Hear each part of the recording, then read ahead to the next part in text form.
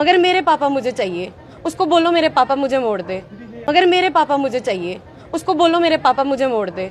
डॉक्टरों का अत्याचार नहीं चलेगा, नहीं चलेगा। मेडिकल में हर किसी का भाई, हर किसी का बाप मरता रहेगा और ये तमाशे लगा के बताएंगे कि हम FIR लगा रहे हैं। आज हमारी एक छोटी सी वीडियो आ गई है उनके हाथ में, इतने सालों से जिसके खिलाफ वो कर रहे हैं, बच्ची के खिलाफ। अपनी वीडियो लाएं, एक बार सामने लाएं वो वीडियो। हम वो कह रहे हैं कि अगर वहाँ पे कैबिन में वीडियो नहीं है, कैमरा नहीं है, कॉरिडोर में कैमरा है ना, वहाँ पे उन्होंने 20 मिनट लगाए हैं। उस स्टूडेंट ने, वो डॉक्टर नहीं है, वो स्टूडेंट है, फर्स्ट ईयर की स्टूडेंट है। एक सर्जन का काम है, एक फर्स्ट ईयर की स्टूडेंट कैसे कर रही है? पापा के वाइटल्स सारे नॉर्मल थे। जब PGI से लाए गए, जब PGI से लाए थे तब उनके वाइटल्स नॉर्मल थे। BP was good, pulse rate was good, everything was okay. At least उनकी सैचुरेशन भी ओके थी। 100% सैचुरेशन पे हम उनको लेके आए हैं यहाँ पे। यहाँ आने के बाद भी पापा ओके थे।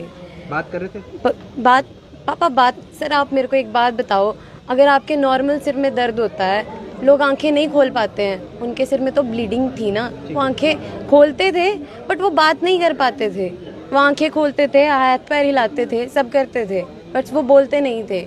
ठीक है, हम यहाँ पे लेके आए उनको। PGI ने हमें बोला था कि हम आपको रेफ़र कर रहे हैं आपके घर के पास। क्यों? क्योंकि आप यहाँ हरास हो रहे हो, घर से दूर हो, आपकी फैमिली, और क्योंकि ये इलाज लंबा चलेगा।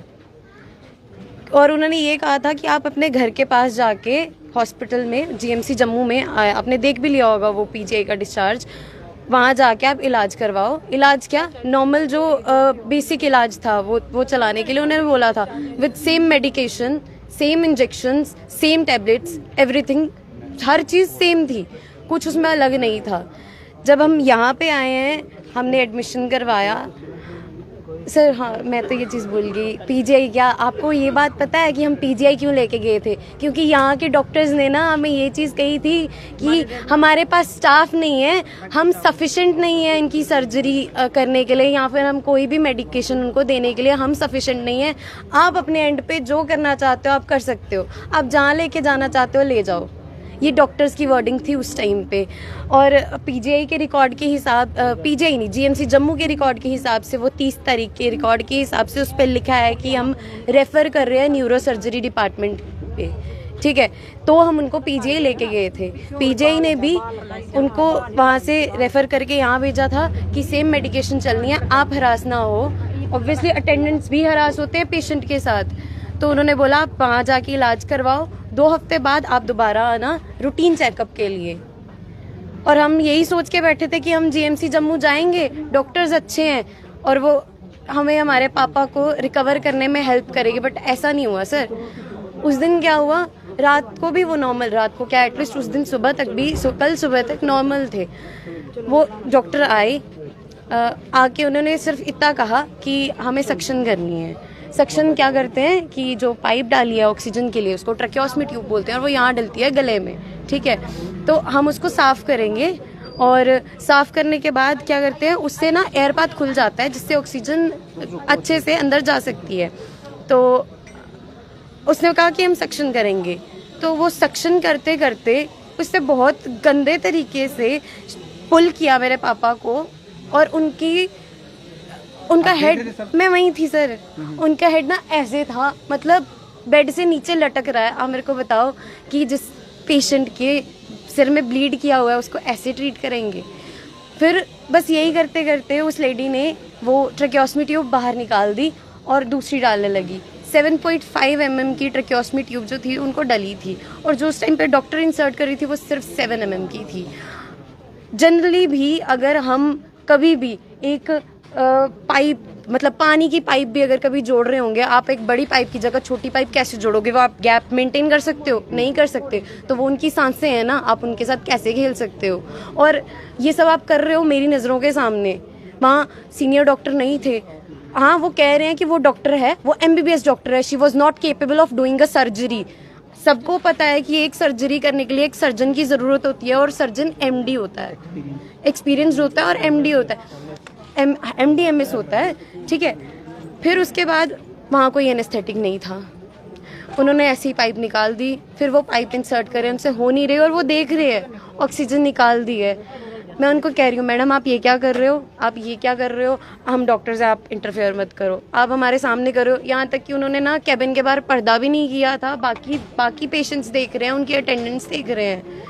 उन्होंने हम अब मेरी वीडियो निकाली है ना, उनको बोलो ये वीडियो निकालने जो जब वो कैबिन में एंटर हुए हैं, जब वो कैबिन में एंटर हुए हैं या कैबिन से बाहर आए हैं, वो पूरा हंगामा दिखाए ना। हम आखिरी सवाल आपसे ये रहेगा, कल प्रेस कॉन्फ्रेंस की गई है हाँ जी। प्रिंसिपल की तरफ से, वहाँ पर एक फॉर्म जो है वो दिखाया गया है पीजीआई का, जहाँ पर साफ लिखा गया है कि पेशेंट की हालत अब एक मिनट मैं आपको दिखाती हूँ पीजीआई वाला फॉर्म। अब उनको पीजीआई वाला अपने पास घर। एक मिनट सर, यहाँ देखो ऐसा नहीं लिखा कि आप यही है, ऐसा नहीं है कि घर ले जाओ। मैं दिखाती हूँ आपको।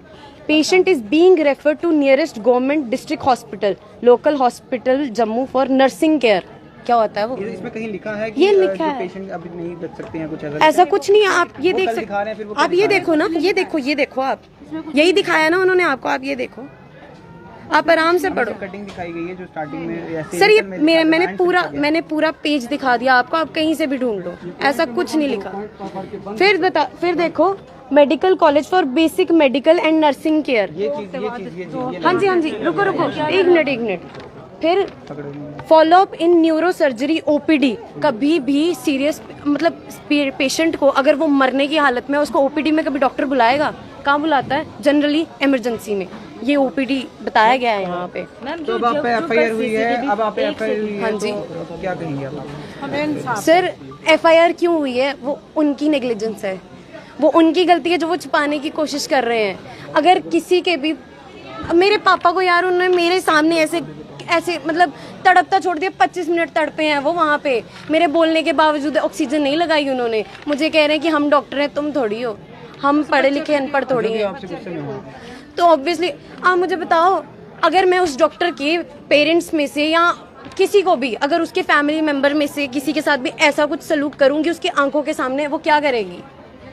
आखिर में क्या कहेंगे? आखिर में मैं ये कहूंगी कि वो ये कहते हैं ना कि मैंने उनको मारा है।